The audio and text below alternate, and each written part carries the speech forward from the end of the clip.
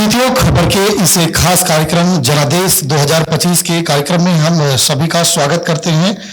लगातार हम लोग ये तीसरा कार्यक्रम करेंगे जिसमें आज कई प्रबुद्ध लोग हमारे साथ हैं, पत्रकार हैं और जनप्रतिनिधि हैं, संरक्षक हैं, बिहार संघ के और अधिवक्ता हैं। पत्रकार, अधिवक्ता और सरपंच संघ के जो संरक्षक हैं वो हमारे साथ होंगे। हम लोग लगातार इस कार्यक्रम को आगे बढ़ा रहे हैं। कार्यक्रम की कड़ी को आगे बढ़ाते हुए सबसे पहले हम आमंत्रित करना चाहेंगे हमारे सहयोगी पत्रकार चंदन भारती जी को। वो मंच तक आएंगे और इस कार्यक्रम की कड़ी को आगे बढ़ाएंगे। तो तालियों से स्वागत करेंगे हम चंदन भारती जी को। हमारे साथ ये कार्यक्रम को आगे बढ़ाएंगे। हम कार्यक्रम में आमंत्रित करना चाहेंगे मंच तक हमारे प्रधान संपादक, सीटीओ खबर के प्रधान संपादक हैं डॉक्टर राजेश कुमार सिंह। जोरदार तालियों के साथ हम मंच तक उन्हें स्वागत करते हैं, आमंत्रित करते हैं। अब हम कार्यक्रम में सीधा लिए चलते हैं आपको कार्यक्रम की ओर। सर तशरीफ लेंगे और कार्यक्रम की कड़ी को आगे बढ़ाते हैं। और हमारे जो गेस्ट हैं, सबसे पहले वरिष्ठ पत्रकार हैं, अधिवक्ता हैं, ब्यूरो प्रमुख हैं टाइम्स ऑफ इंडिया के प्रेमेंद्र मिश्र जी। इन्हें हम ससम्मान मंच तक आमंत्रित करते हैं और तालियों के साथ मंच तक बुलाना चाहेंगे प्रेमेंद्र मिश्र सर। अब हम आगे बुलाना चाहेंगे सुभाष चंद्र द्विवेदी, जो शिक्षाविद हैं और अध्यक्ष हैं जिला नागरिक परिषद के। सुभाष चंद्र द्विवेदी जी वे मंच तक आएंगे। हम चाहेंगे कि चंचल सर उन्हें मंच तक ससम्मान लाएंगे। तो सर का स्वागत है मंच पर। आगे की कड़ी में रविंद्र कुमार सिंह, जो संरक्षक हैं बिहार सरपंच संघ के, मंच तक हम उन्हें आमंत्रित करते हैं। वो ससम्मान मंच पर आए, हम उन्हें मंच पर स्वागत करते हैं। कार्यक्रम की कड़ी को आगे बढ़ाते हुए हम युवा कलाकार हैं, लेखक हैं और हाल फिलहाल में इन्होंने कोर्ट ज्वाइन किया है अधिवक्ता के रूप में। तो प्रभात बांदुल्या, जोरदार तालियों से स्वागत करेंगे प्रभात बांदुल्या को कि वो मंच तक आएंगे। स्वागत है प्रभात बांदुल्या जी। अब हम सीधे लिए चलते हैं कार्यक्रम को चंदन जी के पास। चंदन जी और हमारे जो प्रधान संपादक हैं डॉक्टर राजेश सर। कार्यक्रम को हम अब इन सबों के बीच में छोड़ते हैं और लगातार ये कार्यक्रम आगे बढ़ती रहेगी। थैंक यू, शुक्रिया। इस कार्यक्रम को आज होस्ट करने का हमें आज मौका मिला है अपने प्रधान संपादक डॉक्टर राजेश सिंह सर के साथ में। सीटीओ खबर जनादेश 2025 में आपका स्वागत है। और सबसे पहले तो मैं माफी पूर्व में इसलिए मैं मांगना चाहूंगा क्योंकि मैं अभी एक छोटा पत्रकार हूं। छोटा पत्रकार इन सेंस की सीख रहा हूं। हमारे बीच बहुत ही वरिष्ठ पत्रकार यहां पर हैं। सर अगर कुछ गलतियां हो जाएगी, ये ऑफ रिकॉर्ड है, ऑन रिकॉर्ड नहीं है, ऑफ रिकॉर्ड है। एक शेर कहते हुए मैं शुरुआत करने जा रहा हूं।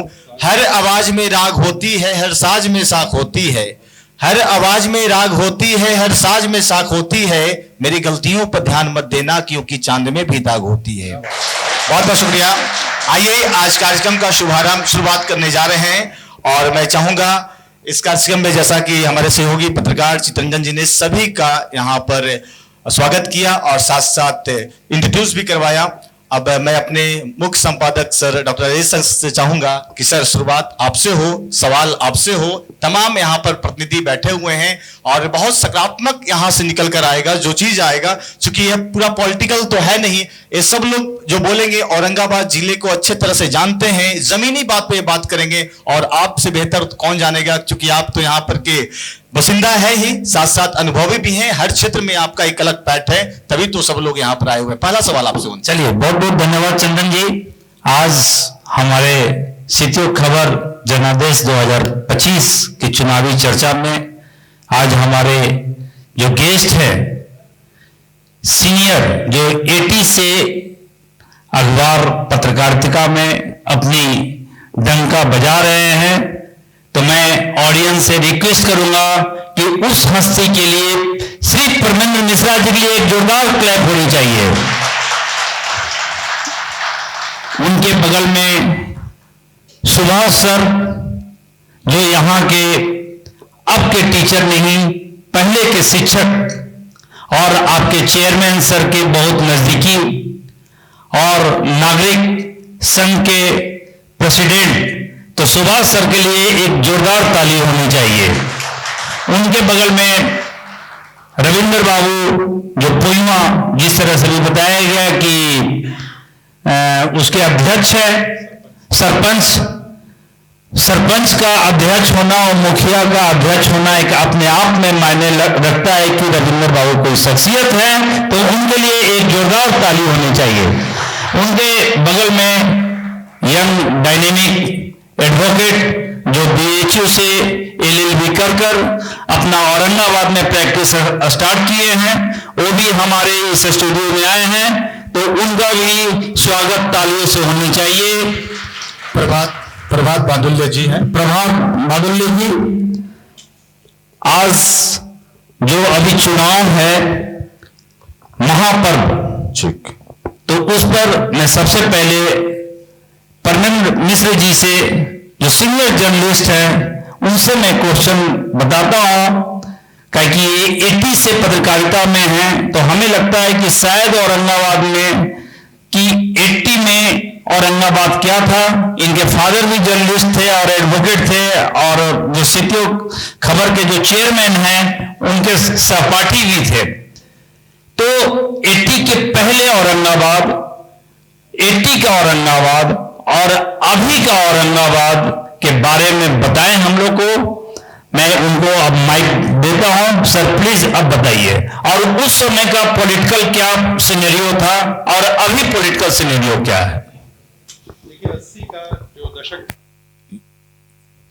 80 का जो दशक था वो बड़ा वाइब्रेंट दशक हुआ करता था, क्योंकि एक तो जो आज़ादी की लड़ाई जिस पीढ़ी ने लड़ी थी वो पीढ़ी जिंदा थी, सक्रिय थी। दूसरी बात थी कि बीच में जो 77 का आंदोलन हुआ था जयप्रकाश नारायण का, तो उसका भी बड़ा मोरल इम्पैक्ट पड़ा था बिहार की राजनीति पे, तो उसका भी असर दिखता था। तो 80 के दशक तक ये स्थितियां थीं कि जो राजनीति थी वो बड़ी पवित्र थी, बड़ी साफ सुथरी थी।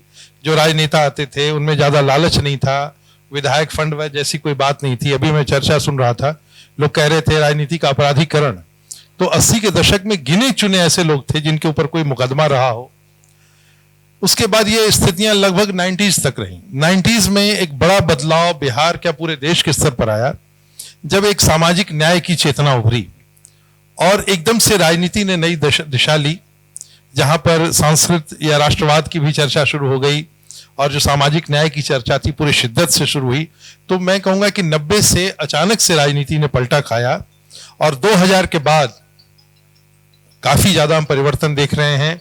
राजनीति में पैसे का दखल बढ़ा, जब पूंजीवाद बढ़ा तो बहुराष्ट्रीय कंपनियां आईं, उनका कुछ इम्पैक्ट पड़ा, पैसे का प्रवाह बढ़ा हमारे समाज में, तो पैसे की ताकत बढ़ती जा रही है। और प्लस जो मैं कह रहा हूं कि जो आपराधिक तत्वों की संख्या बढ़ती जा रही है। अभी बिहार में करीब जो जितने भी चुनाव लड़ रहे हैं उम्मीदवार, स्थितियां इतनी भयंकर है, आप इस आंकड़े से देखें। एडीआर और बिहार इलेक्शन वॉच इसने एक सर्वेक्षण किया है कि जो अभी उम्मीदवार लड़ रहे हैं उसमें से 27% उम्मीदवारों पर गंभीर आपराधिक मामले दर्ज है और किसी किसी दल के 45%, 65% और एक राजनीतिक दल के 100% उम्मीदवारों पर आपराधिक मामले दर्ज है। तो ये गंभीर हालात हो गए हैं और अब इसको नई पीढ़ी ही संभाल सकती है, पुरानी पीढ़ी लगता है थक गई। तो ये परिवर्तन आए हैं इन 3 दशकों में, 3-4 दशकों में। चलिए, बहुत बहुत धन्यवाद सर। अब दूसरा क्वेश्चन मैं बगल में बैठे हुए हैं चंदन जी, मैं सवाल यह करना चाहूंगा, जैसे कि परमिंदर सर ने बताया, यह सवाल होगा सुभाष चंद्र द्विवेदी जी से। सर, जो परमिंदर सर ने बताया कि 1980 का दौर और आज का दौर, 1980 में पहले उस दौर में वकील भी विधायक बनते थे, जैसा कि हम लोगों ने चर्चा किया था अधिवक्ताओं के साथ में जब हम लोग कॉन्क्लेव कर रहे थे, तो उस समय चर्चा हुई थी, बड़े बड़े वकील भी औरंगाबाद से विधायक बने थे। हाँ जी, और भी प्रियदर्शन बाबू, प्रियव्रत बाबू, सरजू बाबू, तो ये सब बने थे। लेकिन सर वकील भी हैं अभी के दौर में, साथ साथ एक अच्छे पत्रकार भी हैं, बड़े नाम हैं, लेकिन आज के दौर में कोई हिम्मत नहीं कर पा रहा है कि वो विधायक बने, सांसद बने, यहां तक इवन मुखिया तक बने, बैकफुट पर चला जा रहा है। ऐसा क्यों? अभी राजनीति में धन बल हावी हो गया है और आज जितने बाहुबली हैं समाज में उन्हीं के पास एन के प्रकरण धन भी जमा हो रहा है। इस बात से आप भी सहमत होंगे कि जितने बाहुबली हैं, सर माइक को सटा लीजिएगा जरा सा। अब मैं नाम नहीं लेना चाहता हूं इस मंच पर, लेकिन बाहुबली जो बिहार में खास करके हैं आप तो जानते ही हैं, परिचित हैं। बाहुबली है पहला गुण, तो ऑटोमेटिक उनके पास धन अपार है। वैसे लोग प्रवेश कर रहे हैं जो बूथ लूटते थे छोटे साहब के लिए। औरंगाबाद की धरती पर जो लोग बूथ लूटते थे सत्येंद्र बाबू पूर्व मुख्यमंत्री के लिए, निखिल बाबू के लिए, वो अब चुनाव लड़ रहे हैं। अब तो बूथ लूटने की परंपरा समाप्त हो गई, अब तो ईवीएम मशीन आ गया, अब उनके पास कोई चारा नहीं है। तो ये जो राजनीति में जो प्रदूषण फैल रहा है उसके पीछे बहुत जबरदस्त कारण धन बल का है और बाहुबल का भी है। मैं एक छोटी सी बात मैं कहना चाहता हूं। हमको रिटायर किए 10 साल हो गया। हम रिटायरमेंट के पहले आरएसएस के प्रचारक भी हम 4 साल तक रहे थे। फिर मैं सरकारी सेवा में भी रहा 36 साल। अब रिटायर के भी 10 साल हो गया। जिला नागरिक परिषद के माध्यम से बहुत सारे सामाजिक काम करता रहता हूं। जोगेंद्र बाबू गवाह हैं, परमेंद्र जी गवाह हैं, साक्षी हैं, हमारे मित्र हैं, क्लास फेलो है हमारे रविंद्र बाबू, जानते हैं। मैं एक ही चीज की लड़ाई लड़ रहा हूं, यहाँ के सांसद से, यहाँ के विधायक से, और आज उस लड़ाई को आपके प्रांगण में लेकर आया हूं। और वो लड़ाई मैं जोगेंद्र बाबू से आग्रह कर रहा हूं कि आप लड़िए हमारी इस लड़ाई को। मैं अपने भतीजा, हमारे पुत्रवत राजेश जी से कह रहा हूं कि आप हमारी लड़ाई लड़ें। औरंगाबाद में एक डिस्ट्रिक्ट लाइब्रेरी नहीं। हम जब कॉलेज में पढ़ते थे 68-69 में, तो एक छोटी सी लाइब्रेरी सरकारी है सब्जी मार्केट में, उसमें शाम को अखबार पढ़ते थे, किताब पढ़ते थे, वो भी बंद हो चुका। मैं पिछले 7-8 साल से लगातार मुहिम चला रहा हूं कि एक जिला लाइब्रेरी होना चाहिए औरंगाबाद, और उसके लिए मैं चंदा भी काफी करने के लिए तैयार हूं। आज इस लड़ाई को, आज इसी मंच पर मैं राजेश जी को आह्वान करता हूं कि शीत जोग के नाम से जिला पुस्तकालय औरंगाबाद शहर में होना चाहिए। एक बार तालियां कदम आगे बढ़ावे। जोगेंद्र बाबू जिला लाइब्रेरी होना चाहिए, जोगेंद्र बाबू के नाम पर, इनके बाबा के नाम पर हो। लेकिन इस शीत जोग इंस्टीट्यूट का ये परम कर्तव्य है कि आप शिक्षा के दीप को जलाए हुए हैं। आप सरस्वती के महान व्रत पुत्र हैं, हमारे जोगेंद्र बाबू सरस्वती के महान व्रत पुत्र हैं। अब मैं, जब आप बढ़ेंगे आगे लाइब्रेरी बनाने के लिए, तो मैं मदन मोहन मालवीय की तरह पूरे देश में भिक्षा मांग करके इस लाइब्रेरी के लिए दूंगा। मैं अपनी आहुति दूंगा, अपने बेटों का धन दूंगा, मैं अपना जितना कुछ है सर्वत्र लौटा दूंगा। चलिए, बहुत बहुत धन्यवाद सर। लेकिन बात यहां पर है, सिद्धयोग इंस्टीट्यूट ऑफ ग्रुप ये तो शिक्षा के लिए काम कर ही रहा है, लेकिन आज जो चर्चा हम लोग बैठे हैं, सरकार क्या करेगा, विधायक क्या करेगा, सदन क्या करेगा, वो तय करना है। आपने कहा, सर ने सुना, सर कोशिश करेंगे कि इस तरह का लाइब्रेरी होनी चाहिए, ऐड कर लेंगे, लेकिन सरकारी स्तर पर तो ये होना चाहिए ना। मेरा सवाल ये था, ये कैसे हो पाएगा? आपने बोला सत्येंद्र बाबू और छोटे बाबू के लिए जो बूथ लूटते थे वो चुनाव लड़ रहे हैं, लेकिन चुनाव जब लड़ रहे हैं तो जनता भी तो वोट देके उनको भेजती है, तभी तो वो चुनाव लड़ने लायक होते हैं। इस सवाल मैं ये कर रहा हूं आपसे, और जवाब परमिंदर सर देते हैं चाहे आप देते हैं। देखिए, मैं एक बात स्पष्ट करना चाहता हूं कि बुनियादी जो गड़बड़ है डेमोक्रेसी में, वो हम मतदाताओं में। हमारे कॉन्स्टिट्यूशन ने हमें सिर्फ एक राइट दिया है कि हम अपना जो निकटतम प्रतिनिधि है उसको चुने। हम विधायक चुने या हम सांसद चुने। हम क्या करते हैं, हम पहले चुन लेते हैं कि प्रधानमंत्री कौन होगा हमारा, और हम चुन लेते हैं कि हमारा मुख्यमंत्री कौन होगा, और अब वो हमारा, जिसको हमने प्रधानमंत्री चुना था, वो डिसाइड करता है कि हमारा विधायक कौन होगा, हमारा सांसद कौन होगा। यानी बहुत अच्छी बात इन्होंने कही है। यानी हम संविधान से उल्टी धारा चला रहे हैं।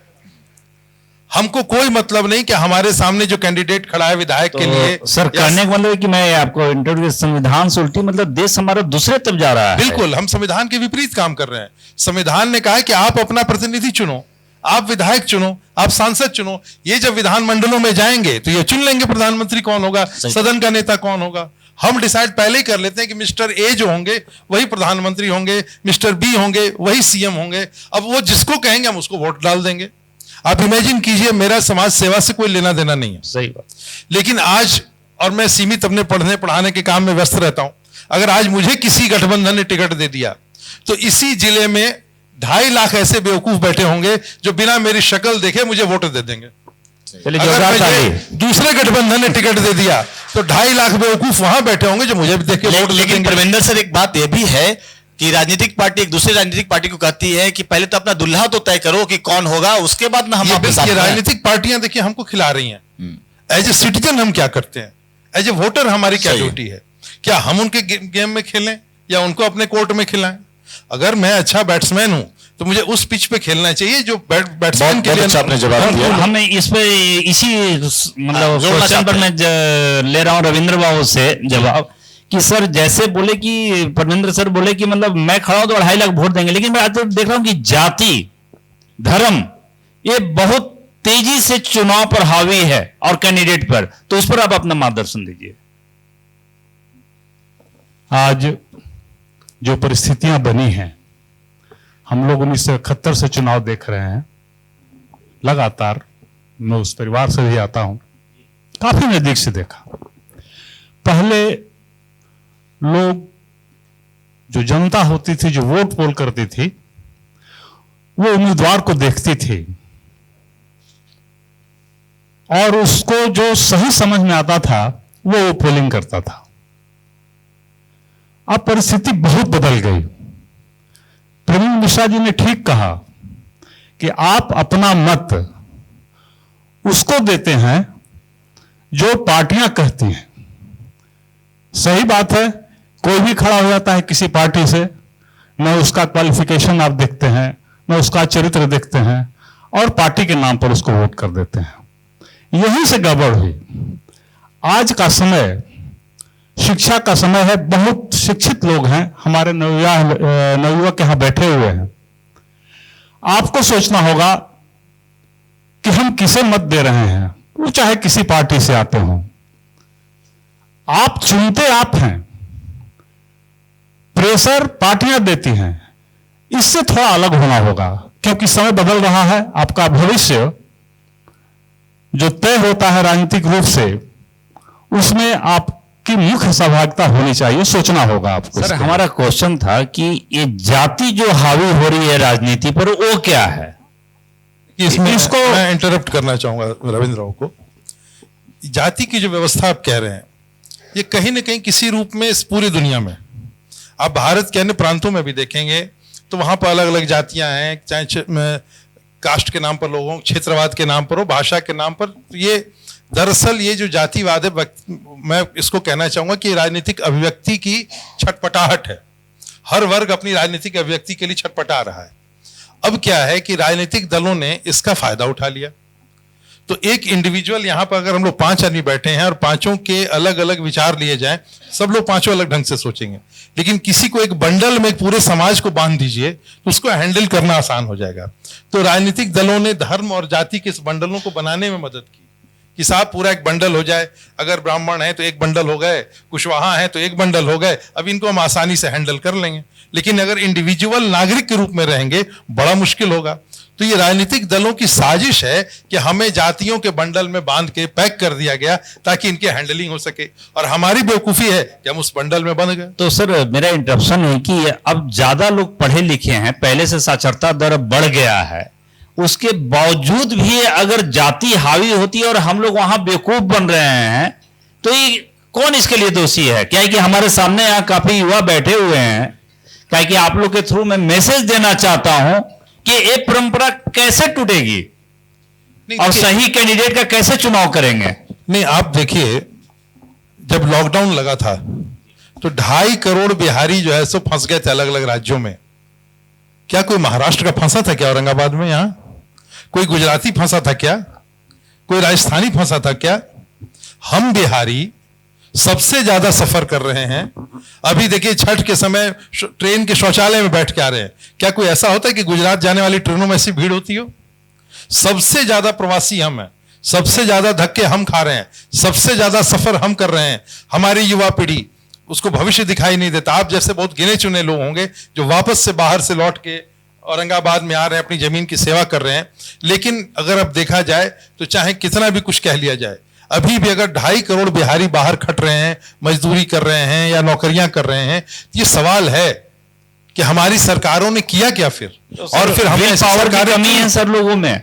हम ये सारी बातें जान रहे हैं, शायद हमें ये नैतिक साहस नहीं रहा कि हम जातिगत फ्रेम को तोड़ सकें, हम इसके आगे सोच सकें। हम जाते हैं मुंबई में, हम देखते हैं, हम जाते हैं दिल्ली में, हम देखते हैं, राजस्थान में जाते हैं, अन्य राज्यों में हम सब जा रहे हैं, काम कर रहे हैं, देखते हैं कि वहां पर कहीं ना कहीं बेसिक जो मुद्दे हैं वो विकास रहता है, डेवलपमेंट रहता है। आप उठा के देखें औरंगाबाद में, मैं 40 साल से पत्रकारिता कर रहा हूं, उत्तर कोयल नहर पिछले 50 साल से अधूरी पड़ी हुई है। क्यों अधूरी पड़ी हुई है? स्वेज नहर 8 साल में बन गई थी, पनामा नहर 8 साल में बन गई थी। हमारी उत्तर कोयल 50 साल से क्यों अधूरी पड़ी हुई है? इसलिए पड़ी हुई है कि ये कभी चुनावी मुद्दे नहीं बने। आज औरंगाबाद के 11 में से 9 प्रखंड सूखे हैं। क्यों सूखे हैं? हमने सवाल ही नहीं उठाए अपने लोगों से, हम बस जाति पे वोट देते चले गए। हमारे यहाँ एक पटना औरंगाबाद रोड के 4 लेन के लिए हम गिड़गिड़ा रहे हैं। उस पर तो बहुत ज्यादा एक्सीडेंट भी हो रहा है, घोषणाएं होती हैं, काम नहीं होता। कैसे हमारे नेतृत्व को हिम्मत पड़ जाती है ऐसे इग्नोर कर दे? क्योंकि उसको पता है कि ये असली मुद्दे नहीं है। असली मुद्दे अंत में जाके हम कास्ट पे वोट करेंगे, हम जाकर के व्यक्तिगत परिचय पे वोट कर देंगे, हम मुद्दों पे वोट। चलिए, हमारे सामने एक यंग युवा अधिवक्ता भी बैठे हुए हैं, तो मैं उनसे क्वेश्चन करूंगा कि जब अपनी देश आजाद जब हुई थी 40, 50, 60 इनफैक्ट 70 तक एक वकीलों का वर्चस्व था। पॉलिटिक्स में वकील लोग आते थे उस समय के, जो बैरिस्टर होते थे, एडवोकेट थे, जैसे राजेंद्र बाबू, महात्मा गांधी, जितने बड़े बड़े जितने लीडर थे, अनुग्रह बाबू। अब मैं औरंगाबाद का चर्चा कर रहा हूँ क्योंकि सीधी खबर औरंगाबाद में है। तो यहाँ पे भी देखिए प्रियव्रत बाबू यहाँ के एमएलए थे, रमेश बाबू सांसद रहे हैं, सरजू बाबू विधायक रहे हैं, रघुवंश बाबू विधायक रहे हैं। तो मतलब वकील एक रहा था, लेकिन उसके बाद मैं देख रहा हूं कि वकील एकदम गैप हो गए। तो मुझे लगता है कि बुद्धिजीवी अब पीछे हट रहे हैं, है ना? और ऐसा नहीं, वकालत में भी बहुत पैसा है। जैसे अभी सुभाष बाबू बोले कि भाई अब पावर मतलब धन की पूछ है, वही इलेक्शन लड़ सकता है। तो हमें नहीं लगता है कि बहुत ऐसे वकील होंगे जिनके पास धन की कमी होगी, है ना? तो उस पर आप अपना राय दीजिए। नहीं तो ये इट्स नॉट ऑल अबाउट कि एडवोकेसी वकील ही नहीं आ रहे, युवा ही नहीं आ रहे। मुझे लग रहा है प्रॉब्लम क्या है कि हमारी एक कविता है कि नेताजी का बेटा लंदन पढ़ रहा है और लाठी लेके सोनुआ यहां लंठ बन रहा है। पढ़ ही नहीं रहा है, पॉलिटिकल खेती ही होनी बंद हो गई है। युवाओं को राजनीतिक सिखाने वाला, ककारा सिखाने वाला बचा ही कहां है? सबसे बड़ी बात है, मास लीडर ही नहीं बचा। अभी चर्चा चल रही थी, हमारे गार्जियन अग्रज कह रहे थे कि नाचने गाने वालों को नेता लोग क्यों ला रहा है। वजह मात्र है कि सर मास लीडर ही नहीं बचा। हमारे पास एक भी नेता नहीं बचा तो एक साथ बिना पैसा दिए 100 लोगों को रख सके। 100 लोगों को रोकने के लिए उन लोगों को बुलाना इसकी मजबूरी हो गई है। और जहां मास लीडर ही नहीं है तो आप युवाओं को सिखा ही नहीं रहे हैं कि कैसे आप जन सेवा करके कैसे अपने पीछे भीड़ ले आइएगा। आप तो वही सिखा रहे हैं कि पैसा रहेगा और तब आप राजनीति में आ पाइएगा। अब रही बात, आपने सवाल जो पूछा गया कि वकील लोग क्यों नहीं आ रहे हैं, ऐसा नहीं है कि डायरेक्ट रूप से अगर नहीं आ रहे हैं तो इनडायरेक्ट रूप से हम लोग पॉलिटिक्स में हैं, हमारी भूमिका है। लेकिन अब दिक्कत यहीं पे आ रही है कि जो वोटर हैं वो, जैसा कि पवन शाह ने बता दिया कि वो वही देख ले रहे हैं कि हाँ कौन है हमारा नेता, कौन है, इनको चुनना है, वो कास्ट वाला सिस्टम। दूसरी बात है, कास्ट से मुझे याद आया, ये जात से हम जब उठाते हैं कि राजनीति में ही जात है, सर जात बिहार का या यूपी का एक बहुत बड़ा सत्य है जो न सिर्फ राजनीति में है, हमारे प्रोफेसर साहब बैठे हुए हैं, कॉलेज की राजनीति में भी है, कौन प्रोफेसर बनेगा कौन डीन बनेगा वहां भी है, हम लोग 2 लोग कोर्ट से बैठे हुए हैं, सर नीचे बैठे हुए हैं, हमारे कचहरी में भी है। तो जात एक बहुत बड़ा सत्य है जो हर जगह घुसा हुआ है, इसको खत्म करने का, क्योंकि मैं प्रेम लिखता हूं तो मुझे लगता है कि इसको खत्म करने का एक ही जरिया है, सबको प्रेम पढ़ाना पड़ेगा, सबको बताना पड़ेगा कि जात से नहीं चुनना है, प्रेम से चुनिए। लेकिन प्रभात बांदुले जी, सिर्फ जात की बात रहती तो चल जाती, लेकिन अब तो परिवारवाद भी हावी है। आप देख सकते हैं चाहे कोई भी पार्टी हो, आपने कहा मास लीडर खत्म हो गया, यानी जो यंग है, जो अभी के जमाने के वो खत्म हो गए, तो लालू यादव जी को मान लिया जाए कि वो मास लीडर थे। बिल्कुल थे, ठीक है। हाँ। लेकिन उनके बेटे जो हैं, क्या वो मास लीडर थे? वो क्रिकेटर बनकर डायरेक्ट आ गए। तो कहीं ना कहीं अगर मैं नेता तो मेरा बेटा नेता, मेरा बेटा नेता तो उसका बेटा नेता, ये जो परंपरा है, जो पहले राजाशाही वाला परंपरा था, क्या अभी भी वही है? सिर्फ आरजेडी तक ही सीमित रहे तो कोई बात नहीं, भाजपा में भी वही है। चेतन आनंद जो नवीनगर से लड़ रहे हैं, ठीक है, उन्हें राजपूत का बहुत बड़ा नेता कहा गया, ठीक है, लेकिन उन्होंने जब मौका मिला तो अपने बेटे को ही चांस दिया, शिवहर से दिया, शिवहर से बात नहीं बनी तो नवीनगर ला कर दे दिया। तो क्या माना जाए कि कहीं ना कहीं जात पात के साथ परिवारवाद भी हावी है? बिल्कुल, हर कोई जो भी नेता है वो सोच रहा है कि हमारा विकास हो, बट हम ये नहीं समझ पा रहे हैं ना कि हमारा कैसे विकास होगा। हम अपनी बात कर ही नहीं, उसका वजह ये है, मुझे लगता है बीइंग अ यूथ, कि हम वहां तक पहुंच रखते ही नहीं है। हम अगर चाहेंगे, आप औरंगाबाद का परिदृश्य देखिए, अभी जो चुनाव है, हम लगातार कह देते हैं, आप पत्रकार लोग हैं, पत्रकार भी कह रहे हैं कि 2 लोगों में टक्कर है, तीसरा का आप जिक्र ही नहीं कर रहे हैं, कोई तीसरे विकल्प की आप बात ही नहीं कर रहे हैं।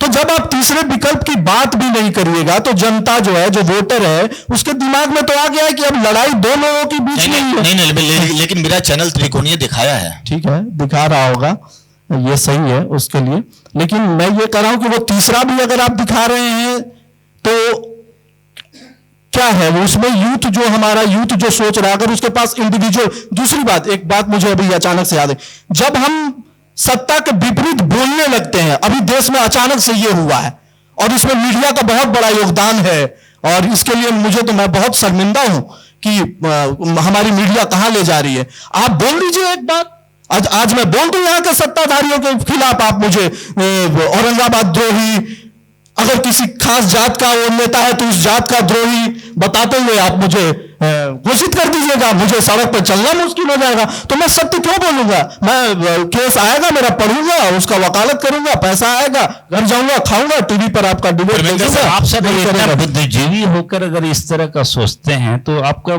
इतना हायर पढ़ाई की है तो उसका क्या फायदा?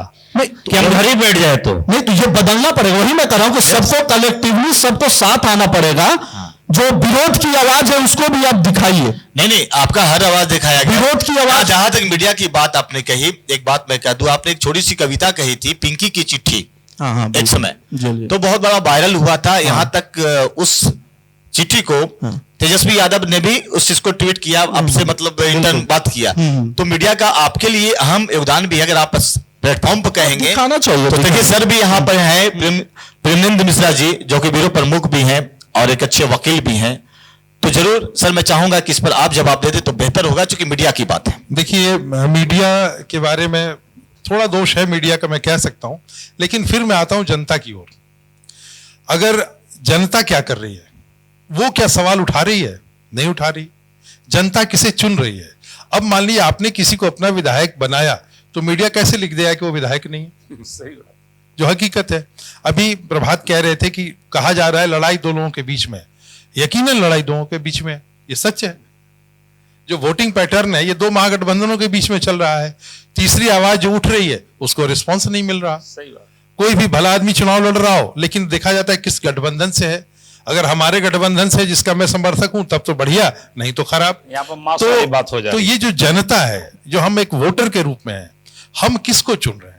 दूसरी बात कि क्या हम सवाल उठा रहे हैं? मैं तो यही कह रहा था, अगर आज औरंगाबाद में कोई जुलूस निकला हो उत्तर कोयल नहर के लिए और मीडिया कवर न करे तो अगले दिन वो अखबार बिकना बंद हो जाएगा। लेकिन क्या कभी कोई जुलूस निकला?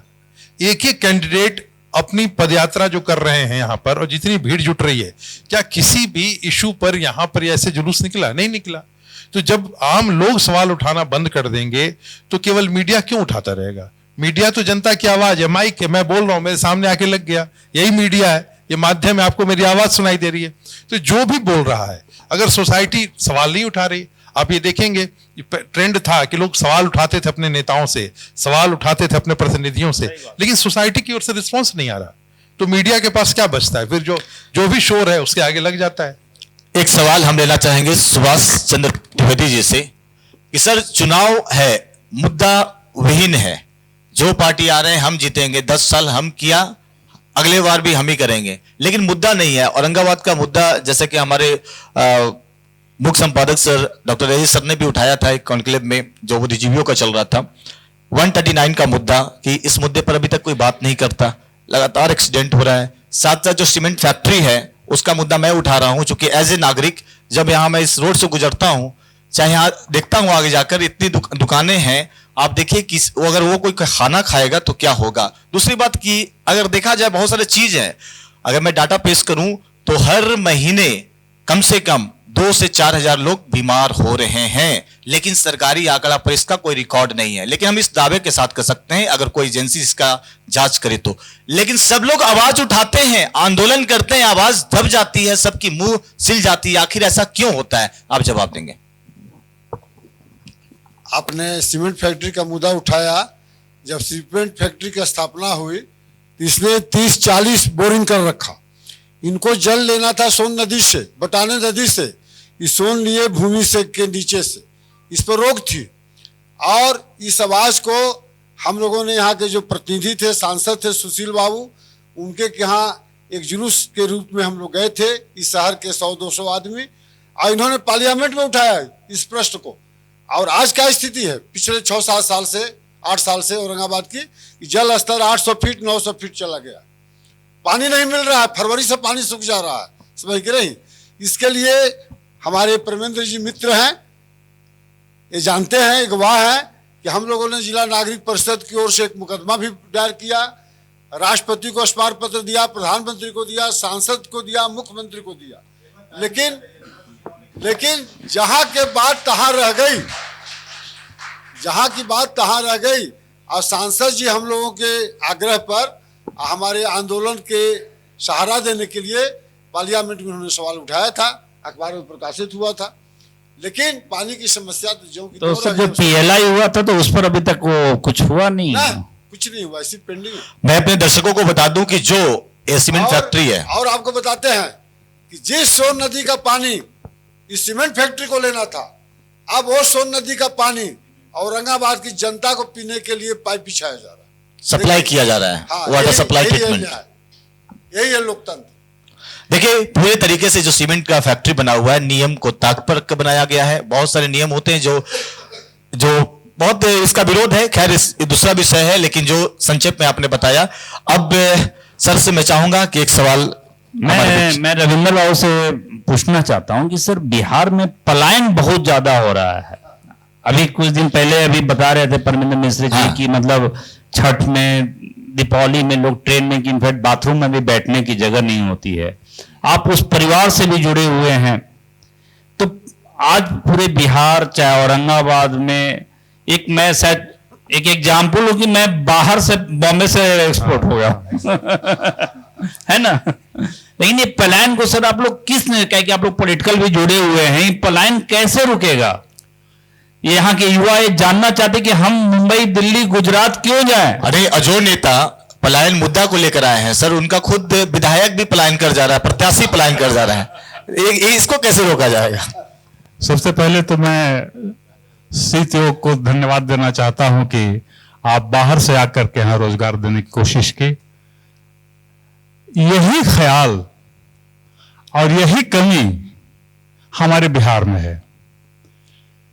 आप को ईश्वर बहुत आगे बढ़ाए, क्योंकि आपने जो किया इसको फॉलो करना चाहिए यहां के लोगों को, बिहार के लोगों को। खास करके हमने ये देखा कि पलायन, एक तो आबादी बढ़ रही है, उसके हिसाब से हमारे यहां औद्योगिकरण नहीं हुआ। बहुत पुराने समय में जो उद्योग खुले वो उद्योग बंद हो गए, और इन उद्योगों को हमारी सरकार ने एक सेंट्रलाइजेशन पॉइंट पर ला दिया है। जैसे बड़े बड़े उद्योगपति हुए, उनको सारी चीजें मुहैया करा दी। नतीजा यह हुआ कि जितने भी उद्योग हो बिहार से बाहर चले गए।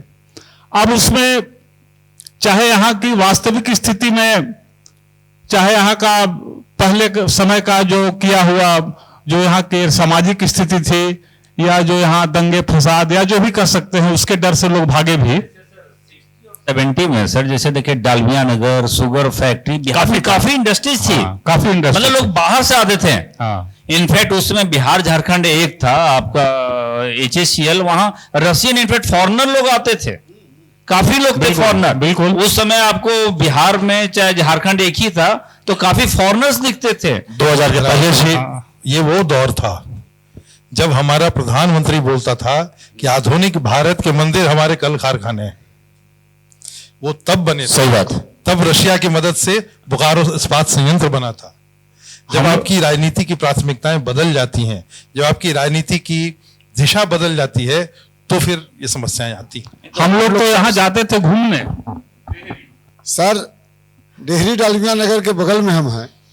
डेहरी डालमिया नगर जो फैक्ट्री बंद हुई, इसका सारा का सारा दोष मजदूर संघ के नेता उस समय के बसावन सिंह, जो बाद में कर्पूरी ठाकुर के मंत्रिमंडल में उद्योग मंत्री बने, उन्होंने इसमें ताला लगवा दिया, बंद करवा दिया, कभी चालू होने ही नहीं दिया।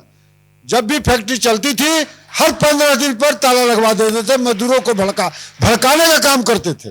मैं अपने बच्चों को बता दूं इंटरप्ट करते हुए कि डालमिया नगर बेटा वो इंडस्ट्रीज था, अभी तक इंडिया में कोई ऐसी, चाहे एशिया में कोई ऐसी कंपनी नहीं है जो इंप्लाई के लिए अपना ट्रेन चलता हो उसके टाइम से। हाँ, उसका खुद का ट्रेन चलता था शिफ्ट वाइज। डालमिया नगर सीमेंट बनाता था, पेपर बनाता था, चीनी बनाता था, डालडा बनाता था, साबुन बनाता नहीं था। तो आप सर युवा को आप संदेश दिए कि आखिर में वो दिन कैसे आएगा, हम कैसा ऐसा प्रत्याशी चुने, कैसे अपना प्रत्याशी लाए कि हमारा वो फिर से वो बिहार हो। ऐसी बात नहीं है। हमारी चर्चा का विषय ये है कि कल वोट है। करते हैं राइट। हम युवाओं को यह आह्वान करते हैं कि हम औरंगाबाद में वो दिन भी देखे हुए हैं जो गरीब आदमी खड़ा होता था, चुनाव जीत जाता था, वो साइकिल से चलकर वोट मांगता था। पदारस सिंह ओबरा, नारायण यादव, कौन बल था, रघुवंश बाबू जमहोर, ये तो मान ली कि थोड़ा खेतीहर थे, धनी मानी थे, लेकिन चुनाव जीत जाते थे। और सर अनुग्रह बाबू कोई कैपिटलिस्ट नहीं थे, कौन धनी थे? दिलकेश्वर राम, हाँ, चंदा हम लोग देते थे। आज वो दिन युवाओं के। अब मैं रिक्वेस्ट करूंगा कि ऑडियंस से भी कुछ चलिए ऑडियंस से कुछ सवाल है। मैं चाहूंगा अपने सहयोगी चितरंजन जी से।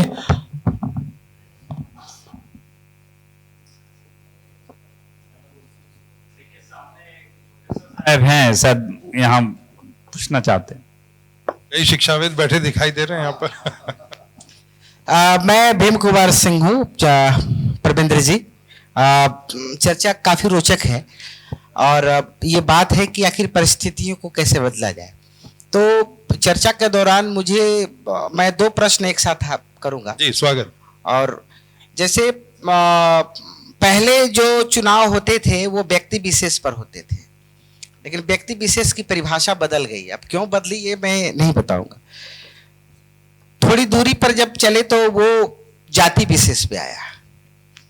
लेकिन मेरा जो राजनीतिक दृष्टिकोण, जहां तक मेरा विजन जा रहा है, अब मुझे लगता है कि अब ये राष्ट्र विशेष पे आएगा चुनाव, चाहे वक्त जो लगे। एक बात तो ये है, इस पर आपको स्पष्टीकरण देना है। दूसरी बात की बहुत सारी इंडस्ट्री की चर्चा हो रही थी कि बिहार में वो डालमिया, गुरारू का शुगर मिल या और भी जो थे, आखिर क्यों ऐसी परिस्थिति आई कि वो यहाँ बंद? बहुत सुंदर सवाल है। एक बस ये मैं पूरा कर रहा हूं। तो मेरा जो मानना है कि हमें जेपी के आंदोलन को याद करना चाहिए उस समय का, कि मुझे लगता है, ये भी मेरा प्रश्न है आपसे, क्या ऐसा हो सकता है कि ये जेपी जैसे व्यक्ति, क्रांतिकारी या क्रांति उत्पन्न करने वाले व्यक्ति अलग होने चाहिए और राजनीति में आने वाले व्यक्ति अलग होने चाहिए? क्या ऐसे इसकी आवश्यकता है? भीम जी, 2 बातें देखिए। क्रांति जो होती है कोई अलग से सोसाइटी से अलग चीज नहीं होती है। जब सोसाइटी गुस्से में आती है तो बदलाव लाती है। तो क्रांति जहां भी देखिएगा आप, चाहे भारत में भी क्रांतियां हुई, हमारी आजादी की लड़ाई से बड़ी क्रांति क्या होगी, तो उसने भी क्रांति हुई और उसने बदलाव लाए। तो 3 बातें जहां तक मैं कह रहा था आपसे कि ये फैक्ट्रियां क्यों बंद हुई। इसलिए बंद हुई कि हमारी प्राथमिकताएं बदल गई, हमारी राजनीति की प्राथमिकता बदल गई। जब हमारी राजनीति ये सोचती थी कि यही हमारे आधुनिक भारत के मंदिर हैं तो फैक्ट्रियां बनती थी। जब ये लगा कि नहीं, फैक्ट्रियों से कोई मतलब नहीं, नारों से काम चल सकता है, जातिवाद से काम चल सकता है, धर्म से काम चल सकता है, तो फिर फैक्ट्रियों की आवश्यकता रही नहीं गई। लोगों ने भी सवाल उठाना बंद कर दिया। आज हम लोग बंद कमरे में बैठ के चर्चा कर जातिवाद रहे को हैं। लोग फैक्ट्री और इंडस्ट्रीज मान लिए, उसी को वो मान अपने लिया आप में इंडस्ट्रीज हो गया। दूसरी बात, आप कहते हैं कि राष्ट्रवाद, हमारा कॉन्स्टिट्यूशन हमारे राष्ट्रवाद को प्रतिबिंबित करता है। आपका कॉन्स्टिट्यूशन आपको क्या दिल्ली के लिए वोट देने के लिए परमिशन देता है? नहीं। आपका कॉन्स्टिट्यूशन आपको मध्य प्रदेश के लिए वोट देने के लिए करता है? नहीं। बस कॉन्स्टिट्यूशन कहता है कि आप साहब अपना प्रतिनिधि चुन लो ढंग का, और जो ढंग के आप चुन लेंगे तो ये ढंग के लोग दूसरे ढंग के लोगों के साथ मिलकर देश को ढंग से चला लेंगे। लेकिन जब आप अपने प्रतिनिधि को ही नहीं देखेंगे, किसको वोट दे रहे हैं आप? ये शहर ऐसा रहा है कि जहां रामशरण यादव जी को सभी जाति के लोग पैर छू के प्रणाम करते थे। ये शहर ऐसा रहा है जहां ऐसे ऐसे बिहार विभूति अनुग्रह बाबू की धरती रही है जो सबके अभिभावक थे। तो ऐसी बात नहीं, आपने जब कैंडिडेट्स को देखना बंद कर दिया, हमारा कैंडिडेट कौन हो, वो एक भला आदमी होना चाहिए, उसकी आपराधिक छवि नहीं होनी चाहिए, हमारे बीच का होना चाहिए, हमारे दर्द को समझने वाला होना चाहिए। तो हमने जब कैंडिडेट को देखना बंद कर दिया और अपने ऊपर जो हम सीधे प्रधानमंत्री चुनने लग गए, मैंने अभी कहा भी, हम मुख्यमंत्री चुनने लगे और मुख्यमंत्री चुनने लगा कि मेरा कैंडिडेट कौन हो। तो बेसिक गड़बड़ी देखिए यहां से आती है। जब आप अच्छे लोग चुन के ही नहीं भेजेंगे तो फिर आगे अच्छे की उम्मीद कहां करते हैं? आप सवाल क्या उठा रहे हैं? वोटिंग किस आधार पर कर रहे हैं आप? तो आपने कभी इंडस्ट्री को लेकर वोटिंग नहीं की, आपने सिंचाई को लेकर वोटिंग नहीं की, आपने स्कूलों को लेकर वोटिंग नहीं की। आप जिस संस्थान में आते हैं 14 विषयों में पीजी की पढ़ाई होती है, मैं भी आज से 30-40 साल पहले वहां का छात्र रहा था। आप बताएं कि कितने विषयों में रेगुलर शिक्षक हैं? नहीं है। तो सवाल कोई उठाता है? कोई नहीं उठाता। तो समाज को सवाल उठाना पड़ेगा कि साहब हमें शिक्षा चाहिए, रोजगार चाहिए, उद्योग चाहिए, हमको पैसे चाहिए, हमको पानी चाहिए, और जो हमें ये देगा हम उसको नेता चुनेंगे, हम उसको विधायक चुनेंगे। तो हम राष्ट्र देख ले रहे हैं, हम पाकिस्तान देख ले रहे हैं, हम संयुक्त राष्ट्र देख ले रहे हैं, हम दुनिया में ब्रह्मांड देख ले रहे हैं, बट अपना गांव, क्षेत्र, जिला, अपनी भूख, अपनी प्यास, अपनी खेती नहीं देख पा रहे। यही समस्या है। चलिए, बहुत जोरदार ताली। परमेंद्र जी जवाब दिए। अब हमारे कोई दूसरा एक और प्रोफेसर साहब जो एग्जीक्यूटिव डायरेक्टर हैं फार्मेसी कॉलेज के, विकास जी। सर, मेरा नाम विकास कुमार सिंह है। आपको सर हम सिन्हा कॉलेज में भी सुने हैं जब हम वहाँ पे असिस्टेंट प्रोफेसर थे। Thank you. और आप आए हुए थे जूलॉजी के लैब में, आपको बुलाया गया था। तो सौभाग्य है मेरे लिए कि हम आपसे नहीं, मेरा भी सौभाग्य आपसे मुलाकात हुई। सर, एक चीज है जो हम तो बाई प्रोफेशन प्रोफेसर हैं, पढ़ा रहे हैं, लेकिन पढ़ाते पढ़ाते या कॉलेज चला रहे हैं तो कॉलेज चलाते चलाते कुछ बेसिक चीजें देखते हैं जो समाज में हो रही हैं। जैसे सर बच्चों से रिलेटेड, जैसे 2012 में सर हम पढ़ा रहे थे सिन्हा कॉलेज में, स्कॉलरशिप अमाउंट 60,000 मिलता था, 65,000 मिलता था। और जहां से हम पढ़ के सर यूपी पढ़े थे, क्योंकि था नहीं ये कोर्स, तो वहां पे जनरल कास्ट को भी 35,000 40,000 सर स्कॉलरशिप मिलता था। और जब भी नेताओं के भाषण में सुनते हैं तो हर आदमी गरीब, गुरबा, दलित, पिछड़ा, आदिवासी सबकी बात करता है। तो क्या बिहार में इतने मतलब अनएजुकेटेड या इतने वैसे लोग विधानसभा चले गए जिनको ये दिख ही नहीं रहा है वो 65,000 से स्कॉलरशिप कब खत्म होके 12,000 हो गया और उस पर कोई चर्चा नहीं करता है सर? तो ना पत्रकारिता में हो रही है, जैसे आप बोले कि कोई आवाज उठाएगा तब पत्रकार बोलेंगे, तो सर हम ही बोल रहे हैं। ये बात अगर है तो आप मेरे भी नाम से लिख सकते हैं या बोल सकते हैं कि हम बोल रहे हैं कि यहाँ लोग बोल रहे हैं लेकिन सर स्कॉलरशिप खत्म कर दिया गया, लगभग खत्म कर दिया गया सर, 12,000 पे ला दिया गया। और एक विडंबना और सर बता देते हैं आपको, वो 12,000 पे लाया गया, उसके पैरेलल टेक्निकल में एक यूनिवर्सिटी बना दिया गया, हेल्थ साइंस यूनिवर्सिटी। और सर एक टेक्निकल होगा जिसको राजेश सर ज्यादा बेहतर जानते होंगे, हम हेल्थ साइंस से सर जुड़े हुए हैं, नहीं आर्यभट्ट हट गया, आर्यभट्ट टेक्निकल कभी नहीं था। ये वाइस प्रेसिडेंट वहां के वीसी साहब हमारे सामने बोल के गए थे, इसलिए दूसरे में सर हटा दिया। और उस यूनिवर्सिटी का सर एग्जामिनेशन का फी 5800 है, एक सेमेस्टर का, 2 सेमेस्टर में वो 12,000 है, रजिस्ट्रेशन का 2800 है और 1,000 रुपए फॉर्म भरने का, टोटल मिला के 16,000 रुपए है और सरकार स्कॉलरशिप 12,000 देती है सर। जो 65,000 से घट के 12,000 हो गया। और जितने भी दलित पिछड़ा जितने भी बात करते हैं सर नेता, कोई एक, या तो हमको लगता है पूरा बिहार, पूरे इंडिया में कोई नहीं है जो इसको देख रहा हो। बजट बनता है तब सब बहुत पेश सुंदर होता आपका है। सवाल है, लेकिन मैं कह रहा हूं कि इसकी जड़ें अपने समाज में देखिए आप। जेएनयू में जब फीस बढ़ी थी तो वहां के छात्रों ने आंदोलन किया था। देश कहां खड़ा था? देश उन छात्रों को गाली दे रहा था। तो जब शिक्षा हमारी वोटिंग की प्राथमिकता में नहीं होगी, जब हम वोट देने जाएं तो ये चिंता न रहेगी जिसका बच्चा पढ़ रहा है आपके यहाँ और उसको स्कॉलरशिप घट रही है, वो जब वोट देने जाता है तो क्या उसके दिमाग में बात रहती है कि हमारी स्कॉलरशिप घटी है? नहीं। अब सर एक बात और हम बता देते हैं, ये जो दूसरी चीज चल रही थी, स्कॉलरशिप जस्ट पैरेलल घटा और एक स्कीम आया स्टूडेंट क्रेडिट कार्ड 1 लाख पर बच्चा, जिसका सर अभी फिर जिक्र हुआ कि विदाउट इंटरेस्ट हम देंगे। लेकिन स्कॉलरशिप और स्टूडेंट क्रेडिट कार्ड में दोनों में जमीन आसमान का अंतर है। स्कॉलरशिप फ्री है, स्टूडेंट क्रेडिट कार्ड आपको रिटर्न बिल्कुल करना है। ये दोनों में है सर। अब बहुत सारे बच्चे हम लोग पढ़ाए हैं जिनके फादर कभी नहीं पढ़ा पाते, कभी नहीं, वो फल बेचते थे, कुछ लोग के जूता पॉलिश करते थे, और हम वैसे बच्चों को जानते हैं जो आज फार्मास्यूटिकल इंडस्ट्री में अपने परिवार को चला रहे हैं और अपने फादर को भी उस दलदल से निकाल चुके हैं।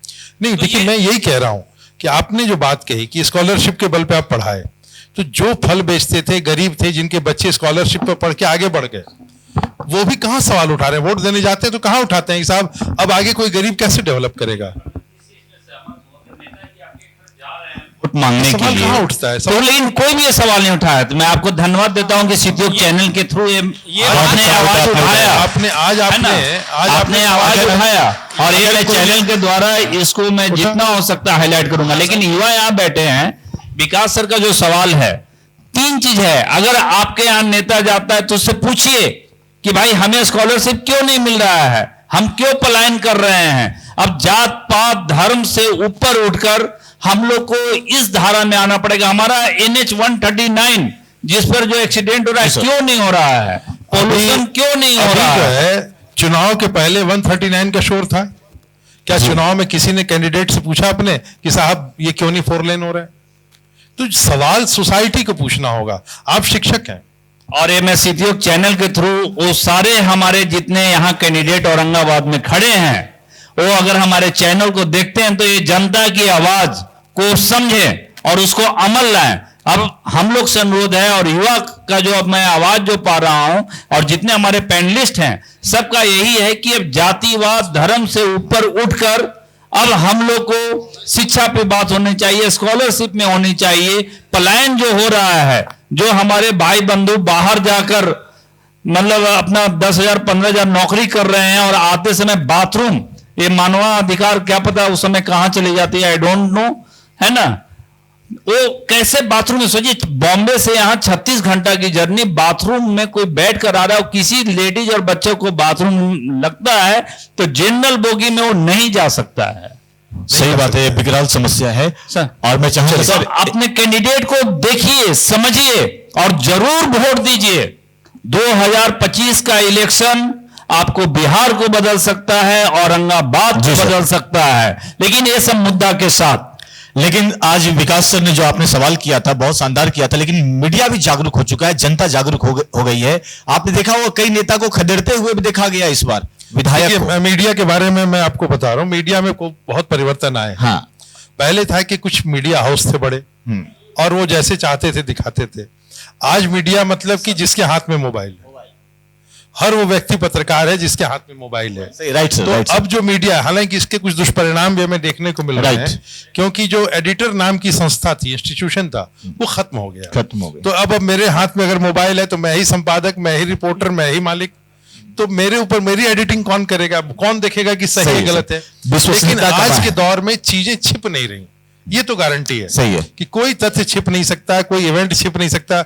इवन एक्सीडेंट में कोई मर रहा होता है तो उसमें भी 10 आदमी वीडियो बना रहे हैं। पीछे भी कुछ ऑडियंस है, यंग युवा, उनसे क्वेश्चन ले सकते हैं। प्रविंदर सर ने एकदम सही बात कही, एक बार जोरदार ताली होनी चाहिए। मीडिया की जो स्थिति है उन्होंने सही कहा, और कहीं ना कहीं प्रिंट मीडिया अभी भी विश्वसनीयता के लिए जाना जाता है।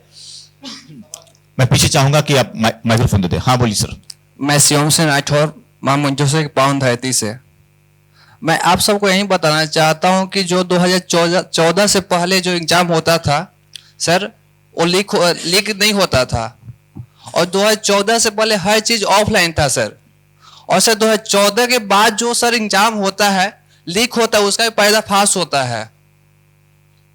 और अभी हो सकता है अगर आईजेजी सरकार आ जाए तो फिर से आधार कार्ड या सीसीटीवी कैमरा बंद कर भी सकता है सर। देखिए, ये जो आपने क्वेश्चन आउट होने की बात कही है, क्वेश्चन आउट होना ये राजनीतिक जो नेतृत्व है उसकी इच्छा शक्ति का कमी है, उसकी इच्छा शक्ति कमी बताती है। अगर प्रशासनिक तंत्र मजबूत हो, एक बार क्वेश्चन लीक होने पे आपने कड़े दंड दिए कि लोगों को, तो फिर दोबारा कोई हिम्मत नहीं करेगा। तो ये कहीं ना कहीं हमारी सरकार की विफलता है कि क्वेश्चन आउट हो रहे हैं, जो प्रतिभाशाली बच्चे हैं उनका भविष्य चौपट हो रहा है, और इसके लिए हमारा पॉलिटिकल लीडरशिप और हमारा एडमिनिस्ट्रेशन सीधे तौर पर दोषी है। हम कहीं ना कहीं वो सजा नहीं दे पा रहे हैं उन लोगों को, उस रैकेट को पकड़ नहीं पा रहे, आज के डिजिटल दौर में भी नहीं पकड़ पा रहे हैं, तो बहुत बड़ा दुर्भाग्य है, और ये हम सब का दुर्भाग्य है। बहुत छात्र के रूप में आपका नहीं, बल्कि एक नागरिक के रूप में मेरा भी दुर्भाग्य है ये। बहुत बहुत धन्यवाद सर। और जितने आज यहाँ पर हमारे बीच, अपील वाला करवा लीजिए सर। ठीक सर। जो मतलब काफी लोगों से आ रहा है, एक सिद्धेश्वर बाबू ने क्वेश्चन किया था अच्छा, उस दिन जी। कि औरंगाबाद का नाम, हाँ, औरंगाबाद पहले यहाँ नौरंगाबाद था। क्योंकि कल इलेक्शन है, हमारे काफी जो युवा अभी नेता खड़े हैं, और हर एक पार्टी से मैं देख रहा हूं कि अब यंग लोग आ रहे हैं। हाँ, ये बहुत बड़ी चीज है। तो ये जो नौरंगाबाद था उसको औरंगाबाद कर दिया गया। अभी आप देख सकते हैं कि महाराष्ट्र में भी औरंगाबाद था, उसका नाम संभाजी नगर कर दिया गया। मुगल सराय का नाम दीनदयाल कर दिया गया। तो मैं, हमारे विद्वान हैं तो लोग बोलते हैं कि औरंगाबाद नाम है, तो अभी भी लगता है कि हम लोग गुलामी में जकड़े हुए हैं। तो धर्मेंद्र जी, इस पर आप क्या राय देंगे? देखिए, मैं नाम स्थान बदलने के बहुत ज्यादा समर्थन में नहीं रहता, पत्रकार ज्यादा रहता भी नहीं है। चीजें हैं कि स्थितियां बदलें, परिस्थितियां बदलें। अगर आप चाहे औरंगाबाद की बात करें, या आप किसी गेट स्कूल की बात कर लें कि साहब गेट स्कूल अर्वर्ड गेट के नाम पर क्यों था, और हमने उसका नाम बदल दिया। मेन बात है कि हमारा संस्कार में भी एक नामकरण, एक संस्कार, सही है, सही बात है। देखिए, है क्या कि हमारा जो इतिहास है, जो हमारा इतिहास है भारत का, उसकी एक सच्चाई है। सच्चाई है कि यहाँ पे 500 साल तक मुगलों का शासन रहा था। हम उसको डिलीट नहीं कर सकते, हम आंख नहीं बंद कर सकते। हमारे यहाँ सच्चाई है कि यहाँ पर अंग्रेजों का, डच का, फ्रेंच की कॉलोनियां थीं, और हम ब्रिटिशर्स के गुलाम थे। ये सच्चाई है। हम ये भी सच्चाई है कि किसी जमाने में हम पर यवन लोगों ने आक्रमण किया, कभी मंगोलों ने आक्रमण किया, हम कभी उसका सामना किए, कभी हारे, कभी कुछ दिन के लिए गुलाम रहे, फिर पटक के भगा दिए। ये हमारा इतिहास है, और ये नई पीढ़ी को जानना चाहिए कि हम किन मुश्किलों से गुजरे और यहां तक पहुंचे। तो नाम बदलने से बहुत चीजें नहीं बदलती हैं। आते हैं, जैसे सिद्धेश्वर बाबू हमारे यहाँ आए थे, तो बिल्कुल, बोले कि सिद्धेश्वर भाई हम बोल रहे जो थे। उस समय जकड़े थे, जो हम गुलामी में हमें जो सताया गया, उसमें देखिए, तो उसी मैं चीज को बार हम बार क्यों ये याद करें? याद आता है वो चीज।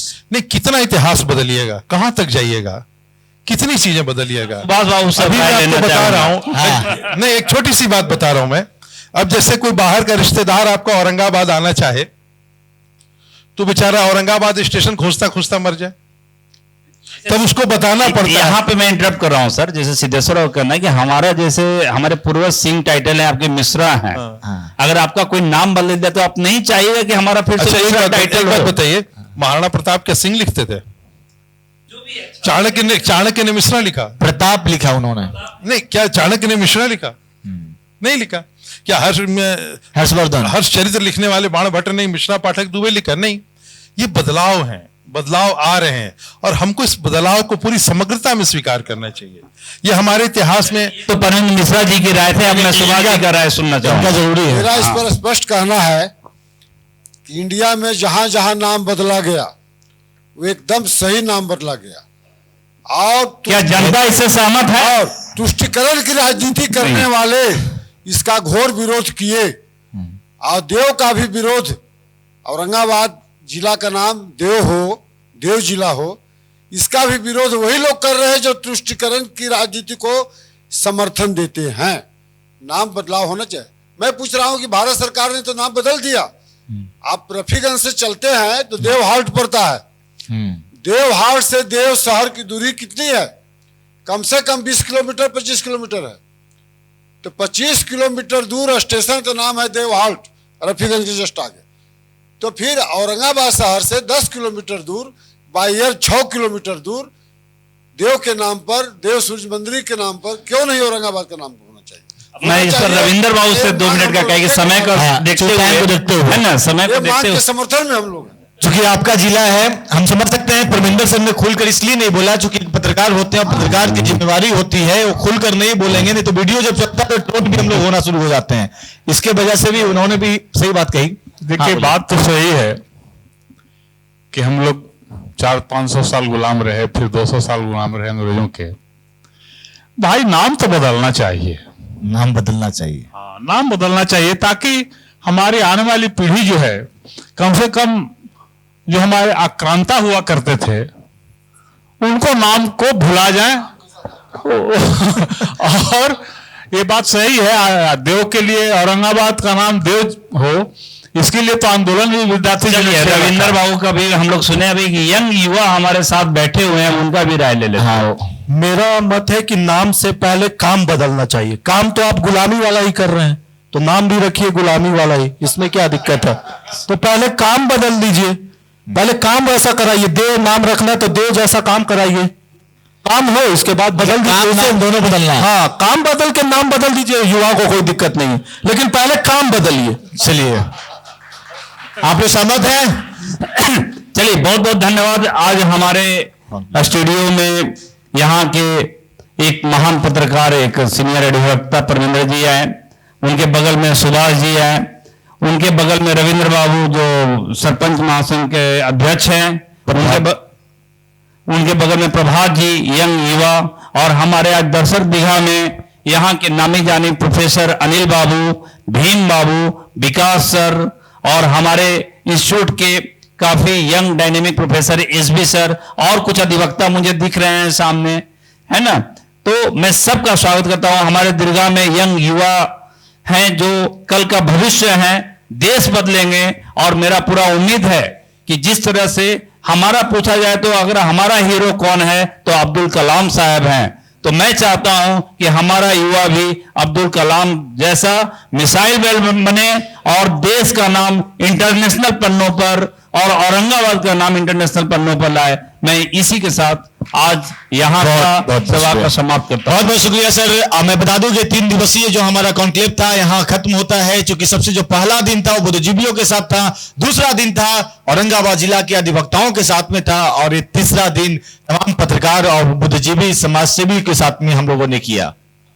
और एक बार मैं रिक्वेस्ट करूंगा कि 1 by 1 जितने हमारे पैनलिस्ट आए हैं, एक बार कल हमारा वोट है, सबसे बड़ा महापर्व है, हो सकता है आपकी एक वोट पूरे देश की तस्वीर बदल दे।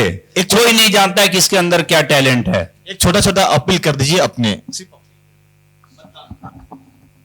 सो democracy is about the we the people, तो हमारे लिए ही है। अगर हम वोट देने नहीं जाएंगे तो अपना सरकार नहीं बना सकते हैं, इसलिए आप अपने मन का सरकार चाहते हैं तो वोट देने जरूर जाइए।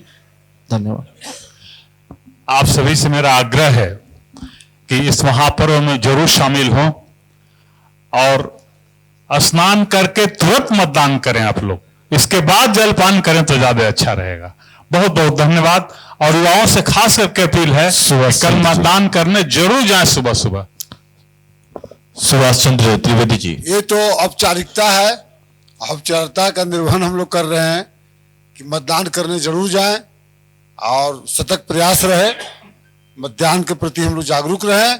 अब मैं तो सरकार से मांग करता हूं कि मोबाइल से जब मैं पैसा ट्रांसफर कर सकता हूं तो मोबाइल से मैं अपना मत क्यों नहीं ट्रांसफर कर सकता हूं, इसकी भी भविष्य में सुनिश्चित किया जाए सुविधा।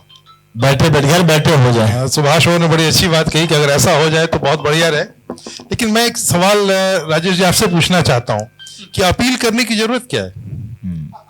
ये हमको सोचना चाहिए कि हम जो सवाल उठा रहे हैं, जिस हालात में हम जी रहे हैं, अगर इसको बदलना चाहते हैं तो एक ही उपाय है ना कि हम जाके वोट दें। तो अगर हम इस हालात से अच्छा नहीं महसूस कर रहे, इससे संतुष्ट नहीं हैं, अपनी बेहतरी चाहते हैं, अपील इसलिए जरूरी है कि हर एक लोग परमेंद्र मिश्रा नहीं है, हर एक लोग इतना बुद्धिजीवी और टैलेंट नहीं है। तो आपकी अपील हो सकता है कि 10 लोगों तक आपके जो बात को समझते हैं, बुझते हैं, आपके फॉलोवर हों, अगर नहीं भी जाने वाले हैं तो चल जाएंगे। एकदम सही। आप अगर जिंदा हैं तो सबूत दीजिए,